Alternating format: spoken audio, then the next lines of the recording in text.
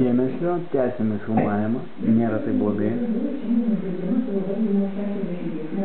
Du dirba su lenta ir išlyginamuoju sluoksniu, du nešioja, nežinau kaip čia vadinasi, žvyrą juodą kažkokį. Du stebi, taigi viso 6, o du matyt, kad yra autotransporto priemonės, nes vienas oranžinėje mašinytėje, tai sėdi čia žmogus, matyt, vis tiek jau turintis aukštesnį šiek tiek rangą, kadangi jisai turi savo kabiną, galima matyti paskaityti kažką, paslėpti nuo lietaus, gal net ir ką daugiau nuveikti.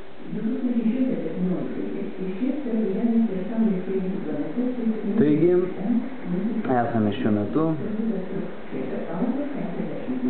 rezultate 4-4. 4 dirba, 4 nedirba. Nėra pats blogiausias rezultatas.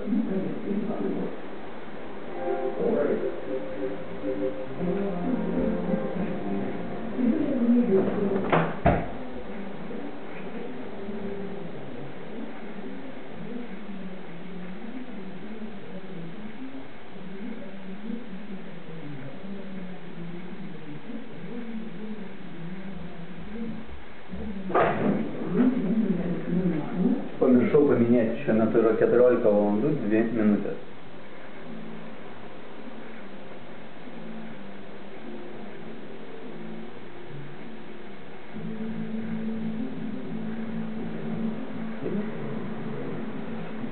Toliau spėriai dirbantis 4 žmonės.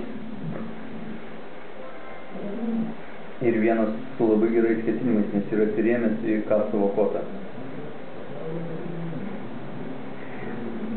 Šitą pozą galėčiau pavadinti rimto vyro darbštaus pozą. Šis atsirėmęs, išmetęs koją ir atsirėmęs į kastuvą, kuris yra krūvoje. Matome, kad išsikrapšto vairuotojas, bet aš manau, kad jau vis tiek yra darbas vairuoti. Kaip matome, vairuoja jis nedaug, bet maža ką. Gal čia reikia kokią alyvą pakeisti, ar žvakę pravalyti, gal ar padangą pripūsti, maža ką. Vairuotojas vis tiek turi pastoviai, matyt, kad turi pastoviai būti prie transporto priemonės, nes be transporto priemonės juk trinkelės irgi neįsiklotų, būkime sąžiningi.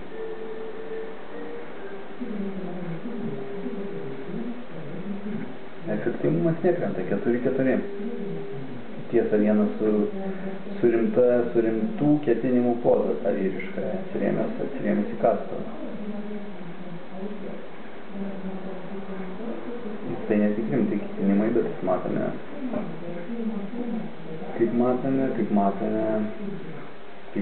imtasi veiksmų. Taigi lopetėlė darbo įdėta iš šio žmogaus. Pilka kepurė. Indėlį. Bet lopetėlė nunešus. Vis tiek darbas sunkus. Tikime, sąlygos yra nedėkingos. Lyt nelyja, bet ir saulė nešviečia. O rankos tai. Rankų žmogus daugiau neturi.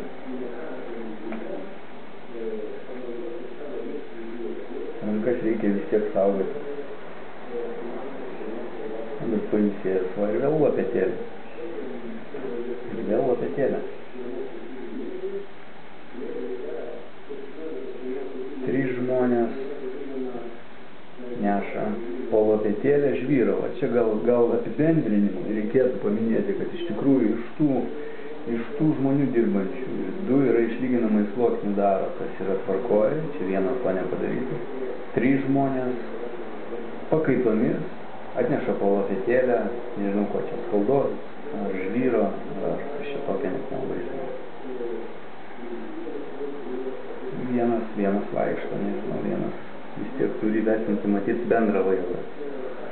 Tai klausimas, ar jisai tomis mintimis, to bendro vaizdo dalinasi su kažkuo, ar jisai pasilieka jas savo, nes iš tikrųjų kiekvienoje veikloje matyti reikėtų dalintis geromis mintimis, pastebėjimais.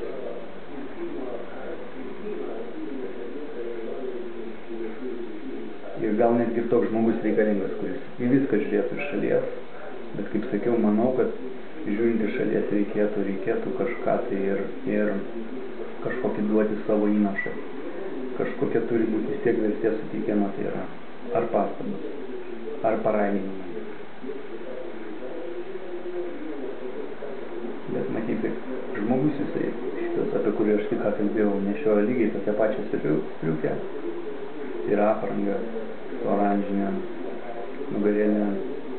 Ir matyt, jisai nei kiek nėra viršesnis už kitus.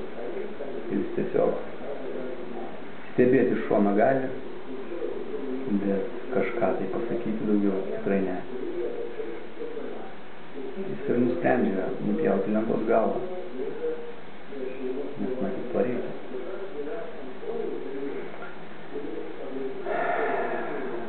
Šią minutę, šią konkrečią minutę, iš tikrųjų rezultatas yra vienas dirbantis,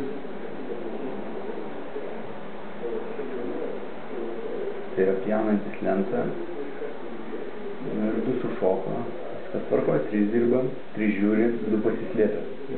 Kamera šiuo metu negali užfiksuoti. Aš įtariu, kad vienas traktoriukė, kitas yra už oranžinės transporto priemonės.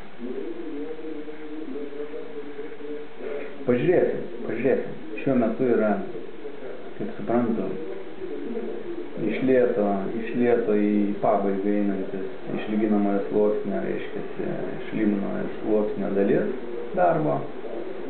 Matyt, kai prasidės trinkelių klojimas,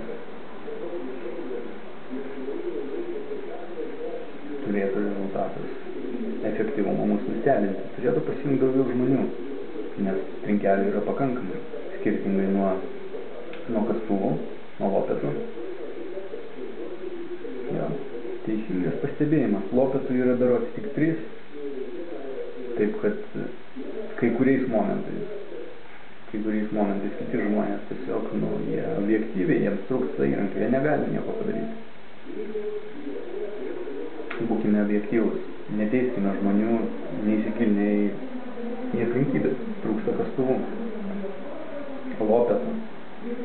Dėl to kai kurie žmonės tiesiog yra priversti nieko neveikti ir laukti savosios lopetos. Bet sulauks, manau, kad jie sulauks savosios lopetos.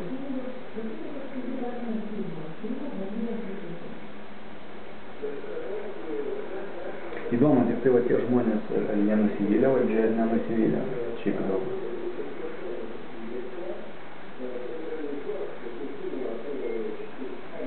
Nežinau, nei matau veidų, negaliu pasakyti, ar žmonės pozityvus ar negatyvus.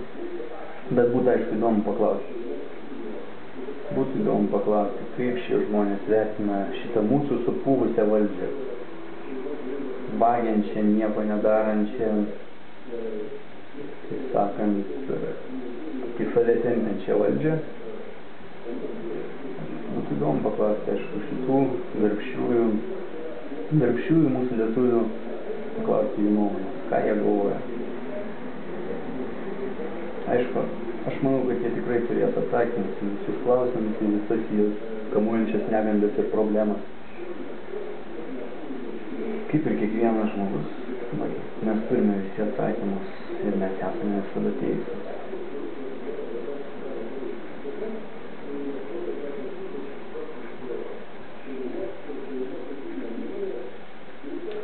Gerai, spustelime pauzę, pasižiūrime, reiškia, kas bus biški vėliau.